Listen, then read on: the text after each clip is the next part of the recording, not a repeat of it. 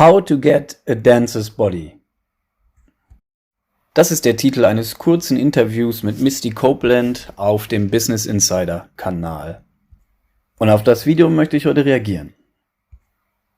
Interessant könnte dieses Video für alle sein, die sich einmal versprechen, durch Training einen Körper wie eine Tänzerin oder einen Tänzer zu bekommen.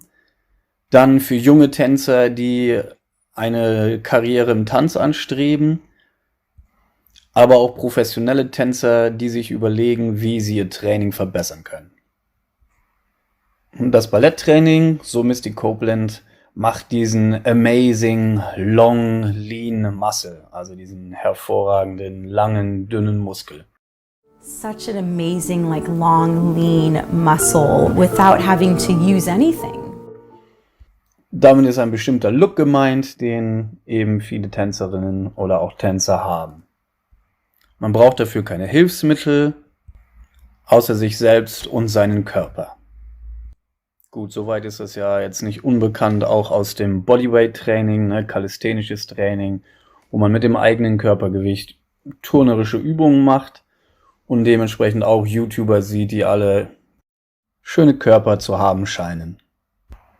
Die Balletttechnik gibt es schon seit Hunderten von Jahren, sagt sie, und die wurde dafür gemacht, um diese starken, schlanken Körper zu formen. Gut, fangen wir mal an dieser Stelle an. Wäre denn Ballett dafür gemacht worden, starke, schlanke Körper zu machen, dann wäre es ja eigentlich Bodybuilding genannt worden. Denn man baut da ja Körper. Nein, wie es der Name schon sagt, Ballett bedeutet tanzen und die Technik wurde eben dafür gemacht, um zu tanzen. Und besonders in der Entstehungszeit des Balletts war es eben Volkstanz und dann erst später hat sich es entwickelt zum Theater zugehörigen Tanz in der Oper, wo Opernmusiker eben auch tänzerische Akte vollführen mussten, die allerdings im Gegensatz zu heutigen Anforderungen noch relativ simpel waren. Die Komplexität und der Anspruch an heutige Tanztechnik hat sich immens weiterentwickelt. Und dementsprechend auch das Training. Allerdings haben sich die Methoden für das Training nicht sonderlich entwickelt. So wie Misty es auch schon sagt, wird die Methode eben seit Ewigkeiten beibehalten. Wobei die Anforderungen an die Häufigkeit des Trainings sowie die Häufigkeit der Aufführung und die Qualität dieser immens gestiegen sind. Für Menschen, die jetzt einen schönen Körper erreichen wollen, gibt Misty den Hinweis, dass sie glaubt, man müsse keine Gewichte stemmen, die nur dazu führen würden, dass man große, dicke Muskelklumpen bekommt. I don't think that you need to lift weights or do anything like that that's going to bulk you up. Something as simple as even holding your arms.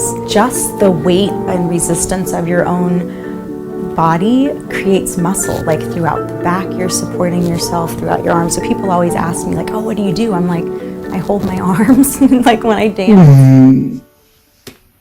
Es ist seit Jahrzehnten bekannt, dass das richtige Training mit Gewichten nicht unbedingt dazu führt, dass man Muskelmasse aufbaut. Und zum anderen, dass eben Muskelmasse, wenn man sie dann trainiert, zum einen ein geringeres Volumen als Fett hat, und zum anderen eben auch den Körper formt. Eine 5 Kilo Arschbacke aus Muskel steht, eine 5 Kilo Arschbacke aus Fett hängt. Und die zweite ist bei weitem größer. Wenn Leute sie fragen, was sie denn für ihren Körper macht und sie dabei auf ihren schönen Rücken oder ihre Arme ansprechen, dann sagt sie, dass sie nichts anderes mache, als lediglich ihre Arme beim Tanzen zu halten und dass eben dieses Halten diesen Look erzeugt. Ich weiß jetzt, dass sehr viele Frauen sehr gerne diese schlanken, dünnen Arme haben möchten. Stichwort Winkerwabbel. Und nach Trainingsmethoden suchen, um eben diesen zarten, schlanken Look zu erzeugen. Das bloße Halten der Arme wird aber weder dazu führen, dass man Muskulatur aufbaut, noch wird es dazu führen, dass man Fett abbaut. Das heißt, die Aussage ist falsch. Für die Wadenmuskeln, so sagt sie, helfe das Relevé, das langsame auf die Zehenspitzen gehen. Und ja, damit kann man in der Tat die Waden ein bisschen formen, da man ja sein ganzes Körpergewicht tatsächlich trägt. Allerdings geht das nur bis zu einem gewissen Rahmen und schafft man mehr als 20 Mal diese Übung so ändert sich an der Wadenform gar nichts mehr. Besonders nicht, und davor haben viele Frauen Angst, der elefantenbeinartige Look, bei dem die Wade in den Knöchel in einem Stück übergeht. Sondern das Verlangen ist nach einer schlanken Fessel und die kann dann auch in eine etwas größere Wade übergehen. Und diesen Look bekommt man wiederum eben nicht durch nur Wadentraining, sondern durch Reduktion von Körperfett. Und mit bisschen Tanzen ist das auch nicht geregelt. Der Weg, diesen Look zu bekommen, ist definitiv Ernährung und Bewegung zu kombinieren. Das Problem, das sich vielen stellen wird, die nicht den ganzen Tag in einer Ballettcompany tanzen können, ist der Faktor Zeit. Und da diese Zeit limitiert ist, muss das Training optimiert werden. Dann geht sie weiter ein auf das Training der Beine und erklärt, dass das Grand Plié eine wunderbare Übung ist, um die Beine zu formen. Und rät dann in diesem Zuge wiederum davon ab, Kniebeugen zu machen, bei denen die Füße nach vorne zeigen, da das wiederum dazu führen würde, dass die Oberschenkel dick werden. Das ist aber völliger Murks, egal ob die Füße nach innen gedreht sind oder nach außen.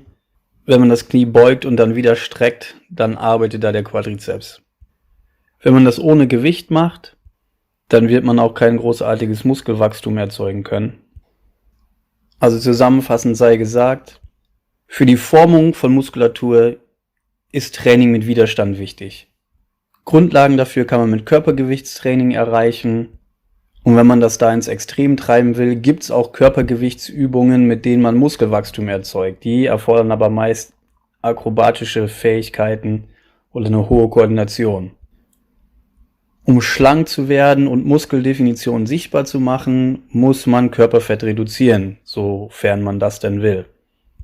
Und da kommt man um Ernährung und möglicherweise Bewegung nicht herum. Die Angst vor massivem Muskelwachstum durch Krafttraining ist völlig unberechtigt.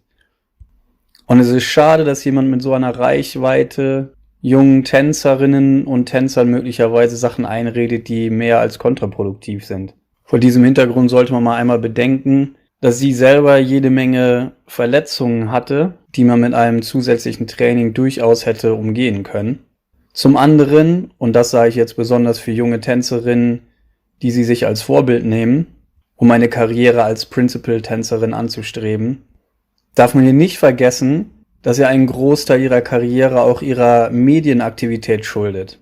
Was man davon halten kann oder soll, ist erstmal zweitrangig, aber in diesem Kontext wichtig, und darüber möchte ich nochmal sprechen in der Zukunft, ist der Fakt, dass alle Tänzer und Tänzerinnen sich definitiv viel, viel mehr mit Social Media auseinandersetzen müssen.